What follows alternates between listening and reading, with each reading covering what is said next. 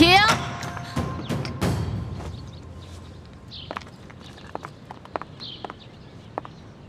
走路的时候呢，手不能抬得太高，也不能放得太低，要恰到好处，这是规矩，知道了吗？知道了。继续吧。等一下，刘嬷嬷，我们这都练了2个时辰了，这早就过了饭点了。我们现在又累又渴的，能不能让我们先吃点东西啊？不可以。什么时候你们练好了，我觉得合格了才能休息。继续走吧。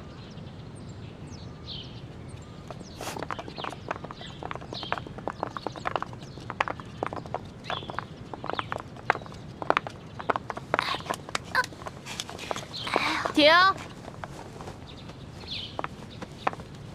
易欢，谁让你坐下的？刘嬷嬷，我的脚破皮了，我走不动了。那你也先向本嬷嬷请示啊，怎么能擅自休息呢？刚才我都说了，这是违反宫规。这也算违反宫规啊？当然，在这个宫里，只要是做宫里不允许的事，说宫里不允许的话，全都是违反宫规。你知道去年的秀女里面有一个擅自喂了太皇太后的胭脂鱼，后来那个鱼胀死了。知道这个宫女怎么样了吗？怎么样了？哎呀，她可是被活活饿死了呀！饿死了？这么残酷的处罚，刘嬷嬷，那我向你请示，我能不能休息一下？不可以。起来继续。好疼啊！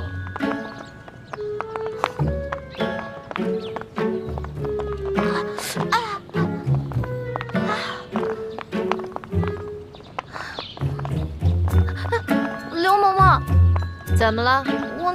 我脑袋痒痒，能不能挠挠啊？准。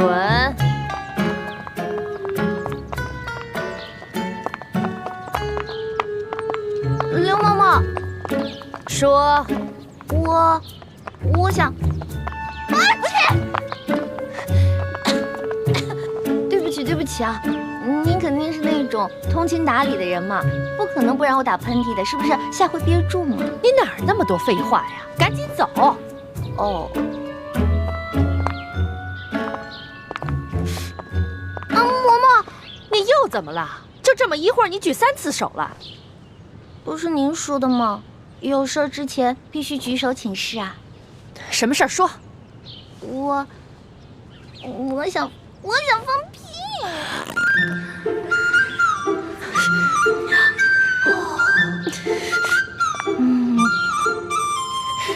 嘿，你个小丫头，我算弄明白了，你这是存心跟我抬杠呢吧？没有，完全没有跟您抬杠，我这不是憋不住了吗？少跟我抬杠，你那点心思以为我不清楚吗？来人呐，把他给我拖下去，杖责20。等一下，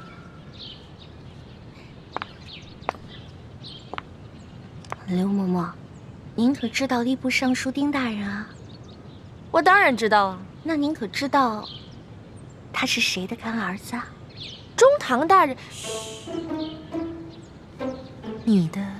哎呀，响鼓不用重锤吧？有些话不必说得太透吧？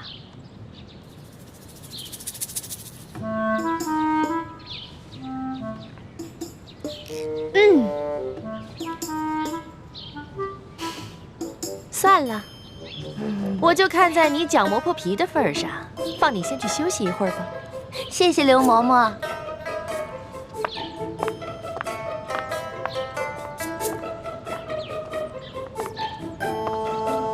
继续练呐。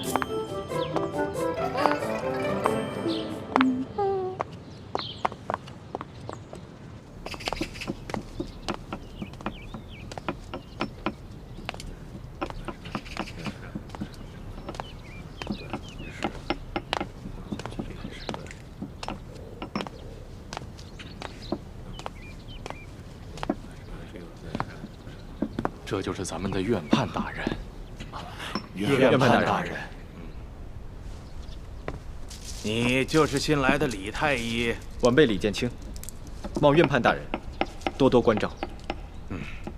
这年纪轻轻就能到这太医院来当值，想必一定有过人之处吧？这些灵芝呢，有10年生的、20年生的、30年生的、100年生的。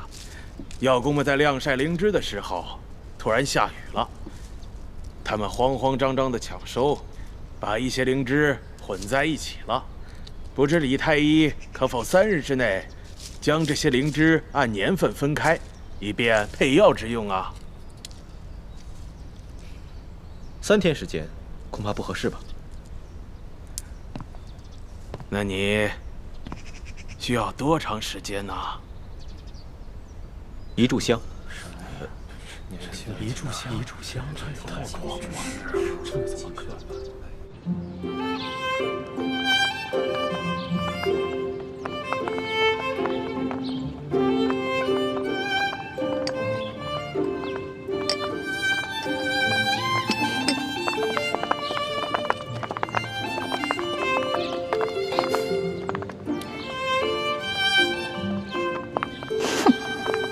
自己坐着，有吃有喝的，却让我们饿着肚子受累。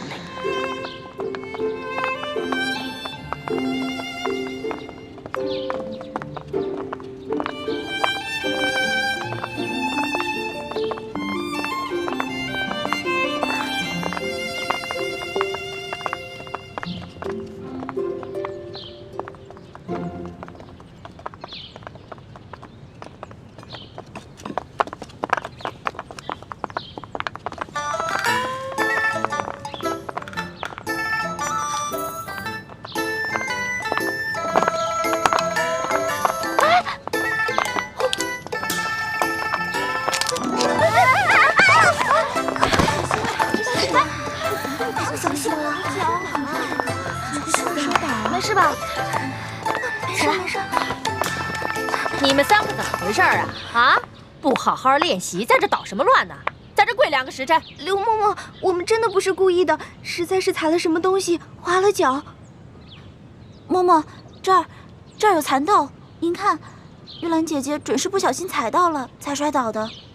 这怎么会有个蚕豆呢？你怎么了？说话呀！啊，我刚刚噎着了。好端端的，你为什么噎着了？刚才口水没倒过来，一下子噎着了。口水没倒过来呀？这个周围全都是你嘴里的蚕豆味儿了，还想蒙我？手拿过来。我什么都没有。手拿过来。我真的什么都没有。刘嬷嬷。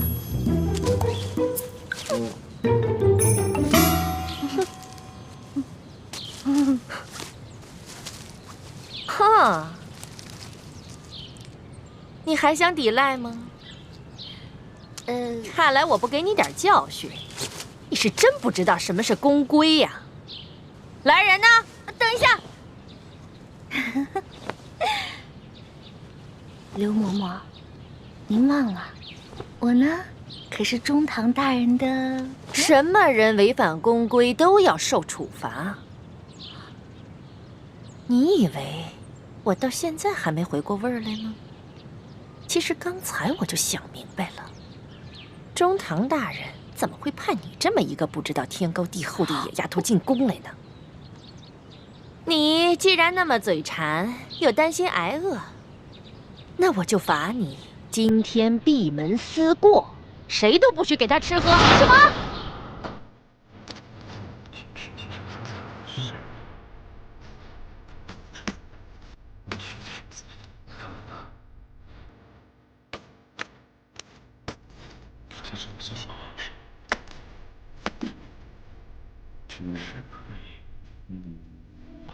有如此造诣，实属不简单呐。晚辈不过是班门弄斧，日后还要仰仗大人多多关照。好，有真才实学，不骄傲。李太医前途不可限量啊！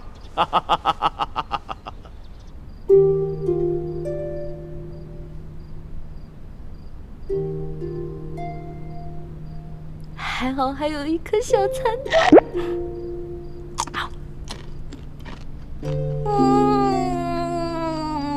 好好吃。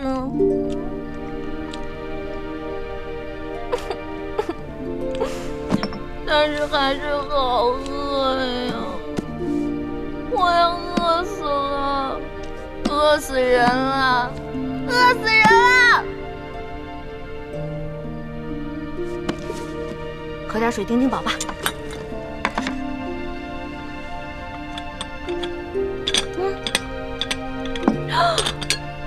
不是吧？啊！哎呀，好饿呀！好饿呀，饿死啦！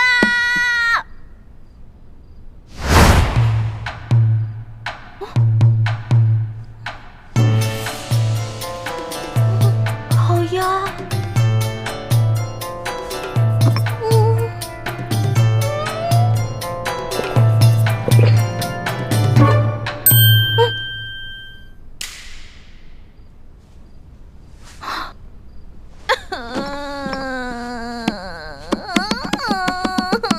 怎么办？我好饿呀！这才进宫我就要饿死了，也不知道猪哥哥找没找到龙小弟。龙小弟啊，你在这宫里的位置到底高不高啊？能不能帮我压住刘嬷嬷呀？哼！哎呀！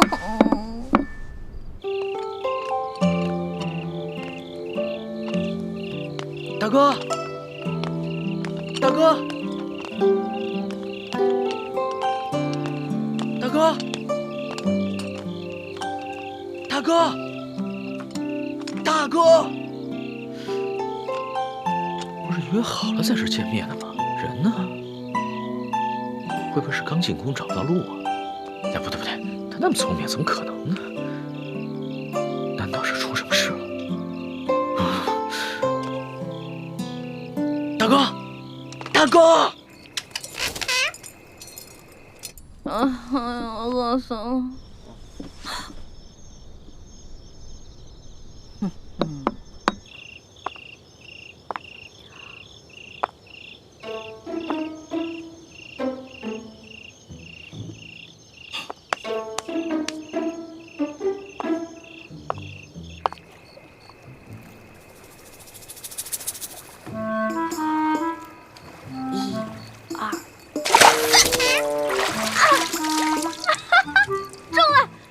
今天晚上有生鱼片吃了，耶！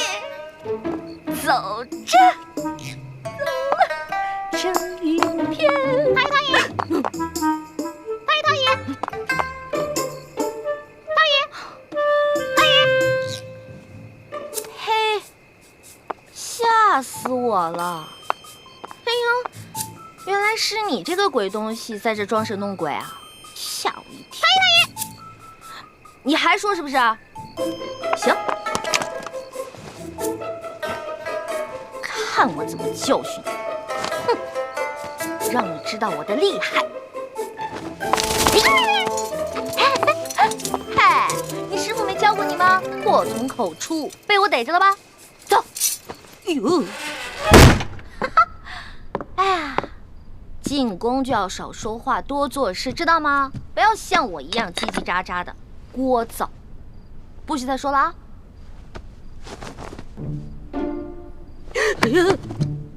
喂，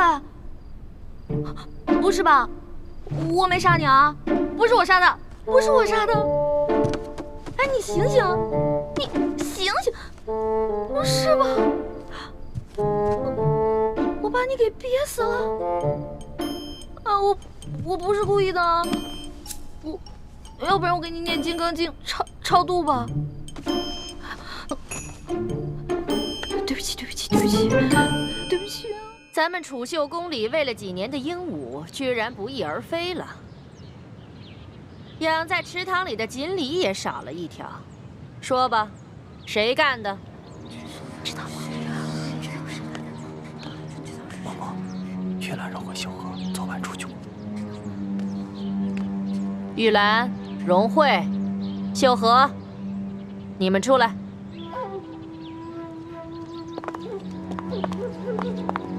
昨天晚上，有人看见你们离开住处出去了，去哪儿了？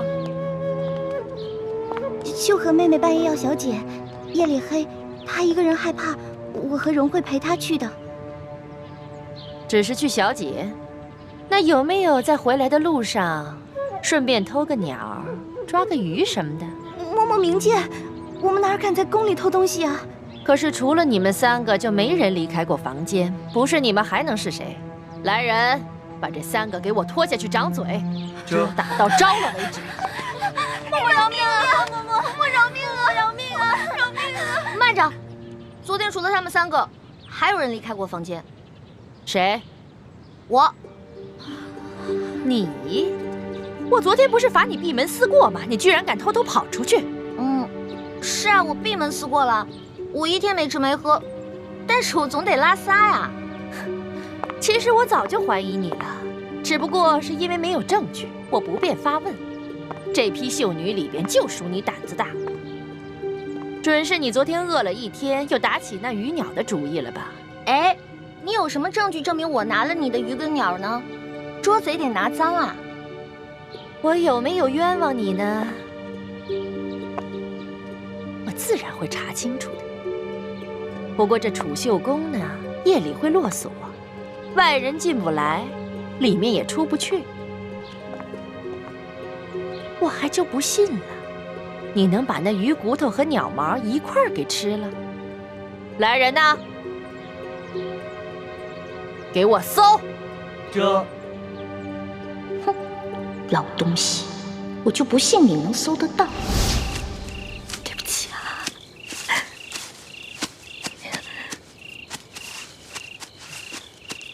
对不起，对不起。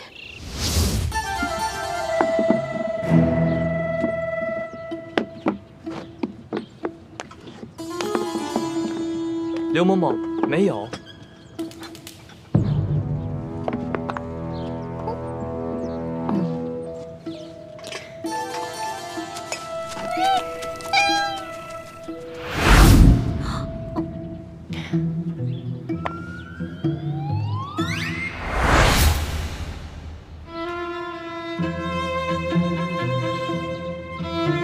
这个丝帕是你的吧？人赃俱在，还想抵赖吗？您看看，您看看，这被发现了。不过是这样的，昨天晚上啊，我是路过，我就看着这只鹦鹉想偷吃那条鱼，我就想着赶紧制止啊，我就拿我那个丝帕往它脸上一捂，没想到它就死了。到这个时候了，你居然还这么嬉皮笑脸的跟我口吐妄言呢！本来我今天就想打你20大板的，看你如此顽劣，打30。这，哎，等一下！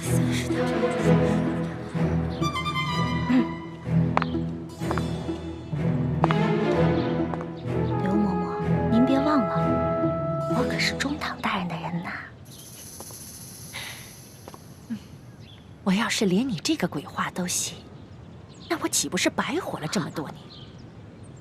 拖出去打！这，我说的都是真的，慢着。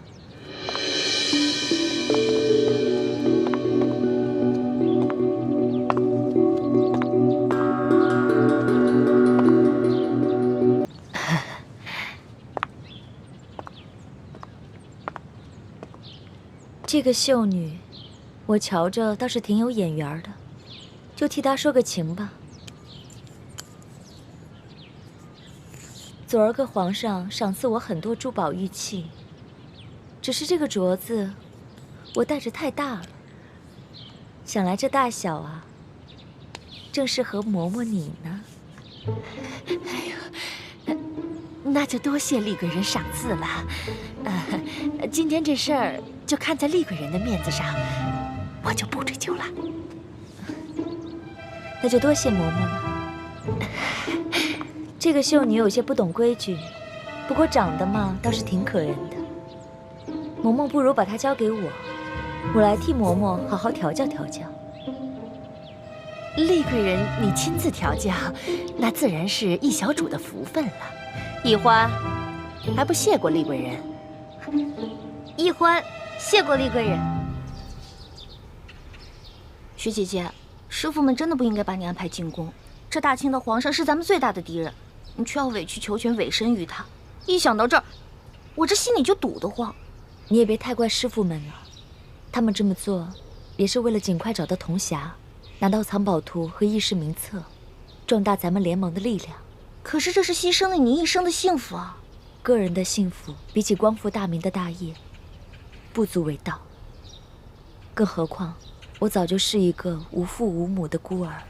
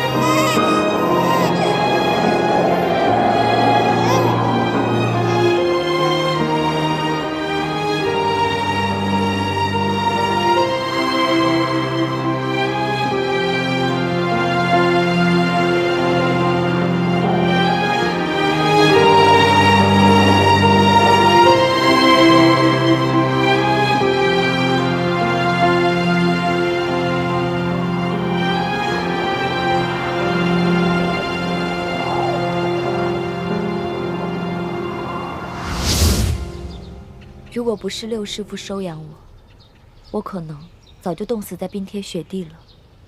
我跟六师傅名为师徒，实则亲同母女。可惜，好日子没过多少年，梅花门就遭到了血洗。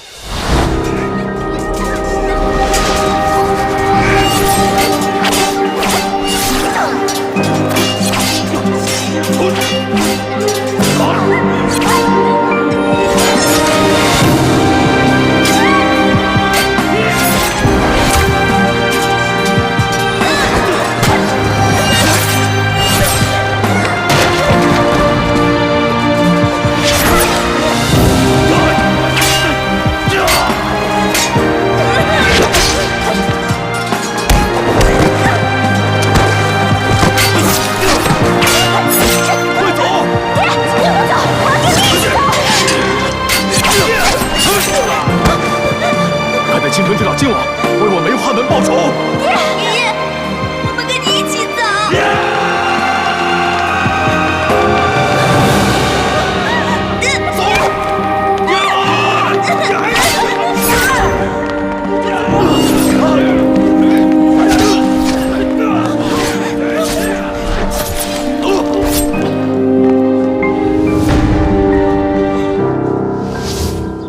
那个时候，我年纪还小，什么都不懂。六师傅告诉我，那些杀手全都是清廷的走狗，凡是不归顺清廷的武林门派，全都遭到了血洗。这么深的血海深仇，让你一个弱女子来报，实在是……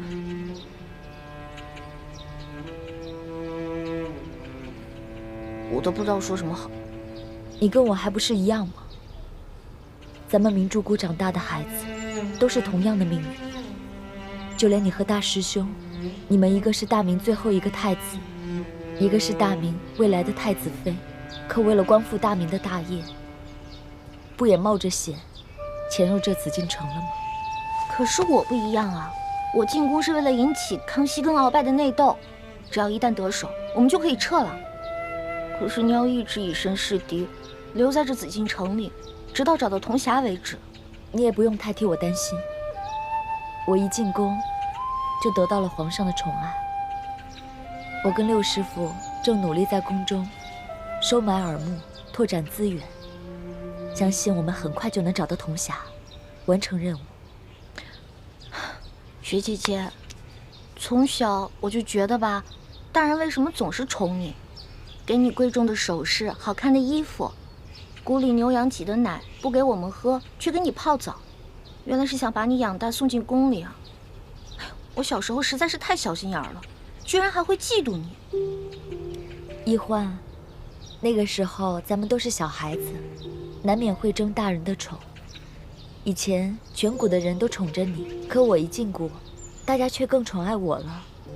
换作是我啊，我也会嫉妒。但现在你都知道了，在师傅们的心里，最宠爱的人始终都是你。雪姐姐，你放心吧，我跟猪哥哥已经进了宫了，而且我还结识了皇上的心腹侍卫，叫做龙三。我们也会想尽办法帮你一起找到铜匣，到时候我们就可以一起离开这个龙潭虎穴了。好，我们一起努力。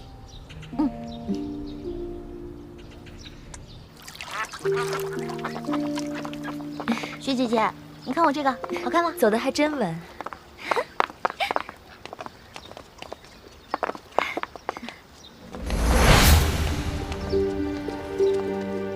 爹，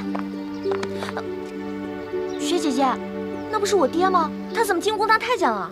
那不是你爹，那是李德福李公公，大内总管。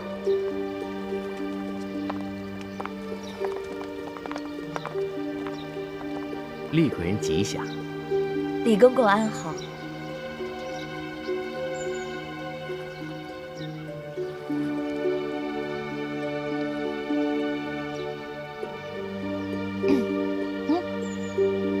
孝女李一欢给李公公请安。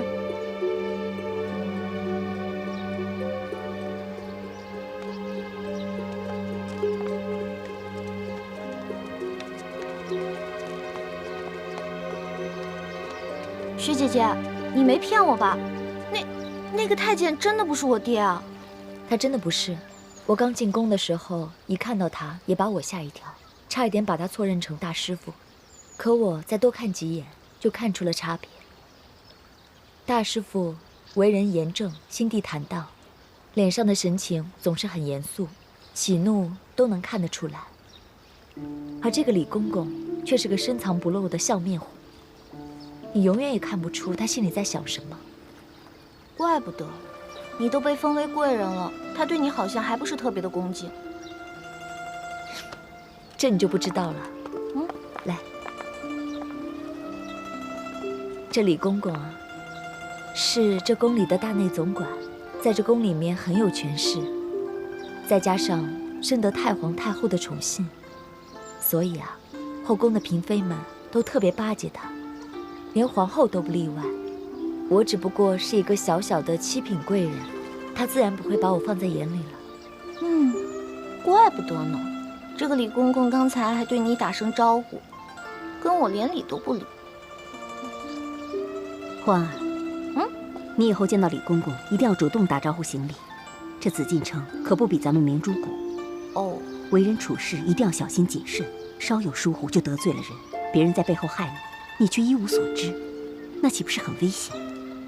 哎呦，这皇宫简直不是人待的地方吗？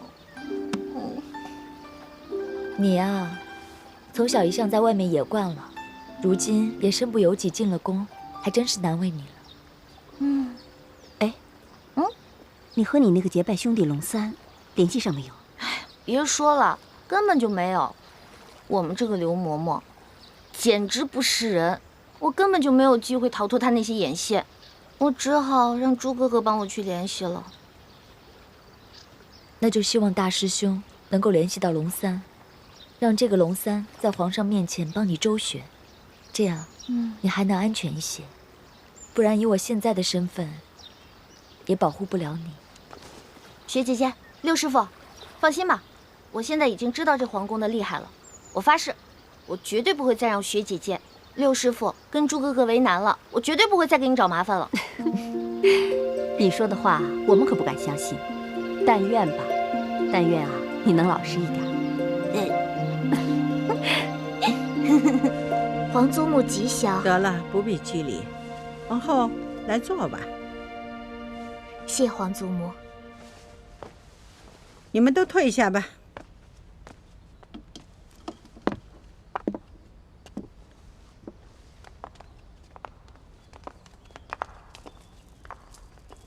皇祖母，出了何事？哀家刚刚得知，这批秀女中混入了鳌拜的奸细。奸细？哀家是警告过他，以为他会收敛，没成想他更变本加厉了。哀家要是不给他发发威，看来他真是把哀家当成一个没有用的老太婆了。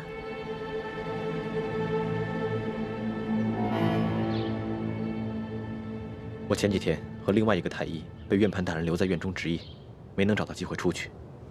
这几天夜里，我悄悄潜入御花园，每次等到半夜，都没能见到龙三。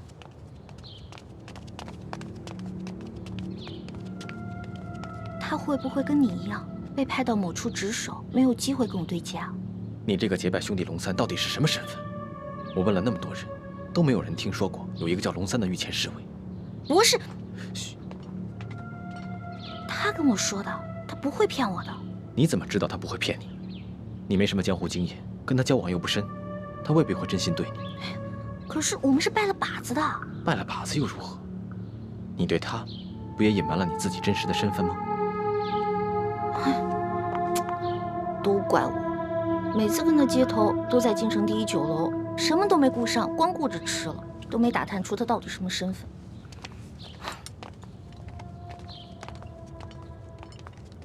这个龙三，肯定是宫里的人，究竟是不是御前侍卫，就很难说了。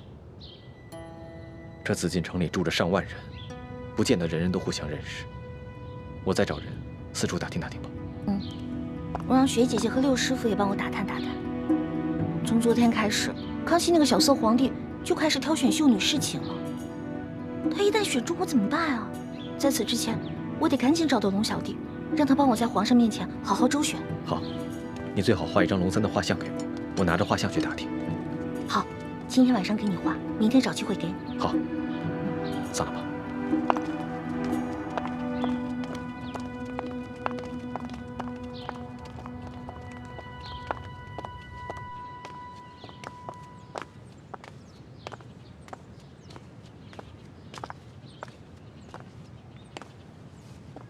太皇太后，秀女富察荣惠觐见。荣惠给太皇太后请安，太皇太后吉祥。抬起头来。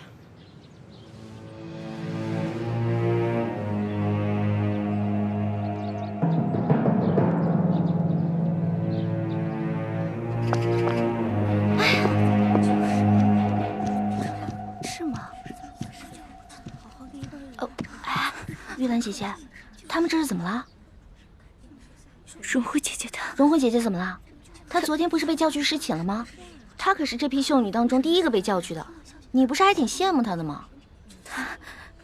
她不知道做错了什么，惹怒了皇上，被太皇太后赐死了。惹怒了皇上，被太皇太后赐死了？我们大家都吓坏了。对了，今天晚上秀禾姐姐也去侍寝了，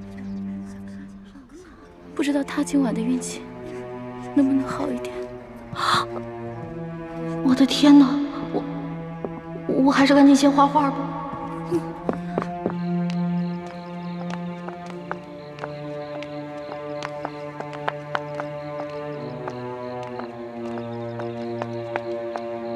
哎，朱哥哥，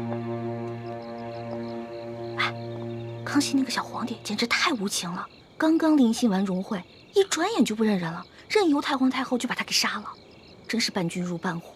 也不知道雪姐姐以后会怎么样。所以，我们要尽快想办法找到龙三。龙三的画像呢？啊，全是。怎么这么多？我有点不太确定自己画的像不像，我就多画了几张。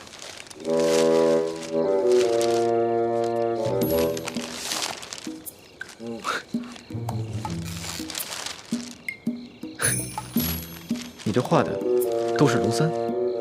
对啊，这张鼻子像，但是眼睛有点小。这张呢？这张眼睛画大了，下巴又不对。这张下巴像，可是眼睛有点小。这个眼睛还行，但是脸盘子有点大。哎呀，反正都还差不多，你自己看吧。环妹，以前在谷里上课的时候，就叫你认真一点，你就是不听。现在知道后悔了吧？哎呀，好了好了，别说我了，这时候批评我也没用啊。看来，我还是去御花园碰碰运气吧，看看能不能找到龙三。你去吧。好。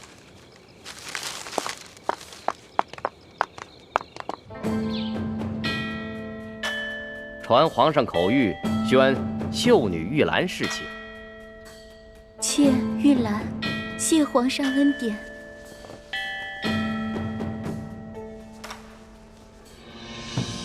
起来吧，随咱家前去沐浴更衣。李公公，秀禾呢？他为什么一直都没有回来？他不会再回来了，他也被太皇太后赐死了。哎，姐姐，公公，可知道秀禾犯了什么过错，被太皇太后赐死了？可否提示一下，也好让妾吸取教训。这个嘛，咱家也不清楚。主子们要赐谁死，那还不是一句话的事，谁又敢多问呢？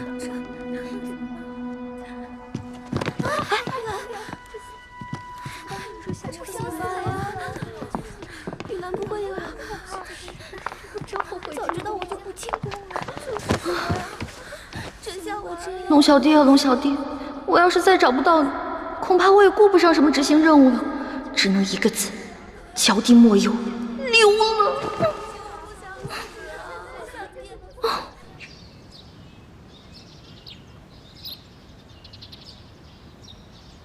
混入秀女中的3个奸细，都被哀家给处置了。这下皇上该清静了。皇祖母，如此一来，鳌拜一定会对您老人家怀恨在心的。这宫中啊，爱哀家的，恨哀家的，就像哀家的头发丝一样多。如今他们也老了，啊，这头发细的也都掉得差不多了。哀家就是为了皇上，不管他是明枪或暗箭，哀家都能挡得住。皇祖母，皇上常说，没有皇祖母就没有他，是您为他和大清江山撑起了这一片天。哎，那是，哀家跟皇上相依为命，这么许多年不容易呀。哎，皇上啊，是哀家的命根子啊，他只要不像他的皇阿玛，哀家就心满意足了。皇祖母放心，皇上不会重蹈先皇覆辙的。这么多年来，皇上从来没有对哪个妃子特别上心过。宫里来了那么多的秀女，皇上似乎也没有多大兴趣。他才多大，正当年少，又急于亲政，这男女之事啊，自然不往心里去。当他的朝局一稳定，那可难说了。你看他的皇阿玛遇到那董鄂妃的前后判若两人呢。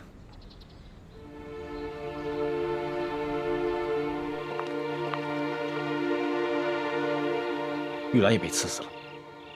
康熙那个小皇帝一定是疯了，居然一连3天宣了3个秀女侍寝，等天一亮就借口他们侍候不周，把他们交给了太皇太后。太皇太后竟然把他们都给赐死了。这事儿不对。康熙性情沉稳，不像是那种喜怒无常、嗜杀成性的人。而且清晨告诉过我，康熙召他侍寝的时候是很温存的，一点都不难伺候。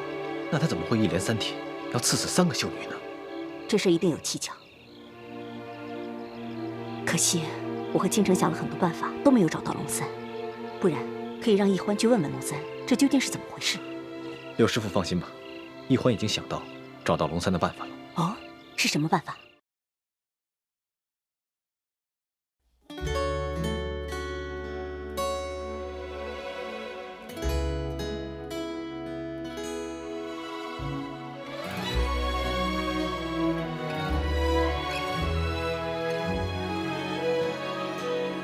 春秋两岸，时光催尽方可谈。一生的愿，将心留于人世间。手握乾坤，仙风女子在云端。花开之间，留蝴蝶掌心清泉。天与地，开在眉间，谈千秋，万事还原，心中细流，回远方清泉，回首一生路漫漫。天